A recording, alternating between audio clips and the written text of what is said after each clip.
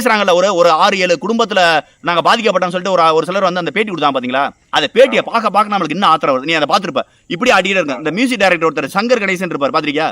இப்படி விரல ஆட்டிட்டே இருப்பார், 10 விரலையும் 10 மோதிரம் போட்டிருப்பார். அது மாதிரி அந்த அம்மா ஒரு ஏட்டையாவோட மனைவி. ஒரு ஏட்டையாவுக்கு எவ்வளவு சம்பளம் வந்துடும், எவ்வளவு சேமிக்க முடியும்? இன்னைக்கு அவங்க குழந்தைகளுக்கு எவ்வளவு ஸ்கூல் ஃபீஸ் கட்டணும், அவங்களுக்குன்னு சொல்லிட்டு ஒரு வாகனம் இருக்கும், அவங்க குடும்பத்துக்கான செலவு இருக்கும். இந்த செலவுலாம் போக அவங்க கழுத்துல போட்டிருக்க அந்த செயினை பாத்தீங்களா? அதெல்லாம் பேசக்கூடாது பிரியகுமார், அதெல்லாம் பேசக்கூடாது. இருந்தாலும் அந்த அம்மா பேசுது பாருங்க. நாங்க என்ன செய்வோம்? உயரதிகாரி சொல்றேன், நாங்க செய்யறோம். உயரதிகாரி வேற ஏதாவது செய்ய சொன்னா செய்வியா? உயரதிகாரி கூப்பிட்டு இந்த போலீஸ்காரரா உன் பொண்டாட்டியை இது மாதிரி அடிறானா அடிப்பானா? உன் பிள்ளை நீ பெத்த பிள்ளைய அடிறானா அடிப்பானா?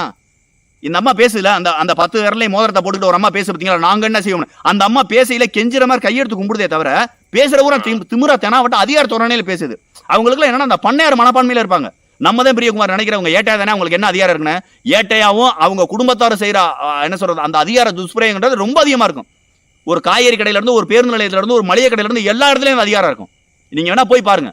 அந்த அம்மா பேசுற தோரணையிலே உங்களுக்கு தெரியும். நான் உண்மையிலே சொல்றேன், அந்த அம்மாவை பார்த்தா இறக்கமே வரல. எனக்கு மட்டும் எவனுக்குமே இறக்கம்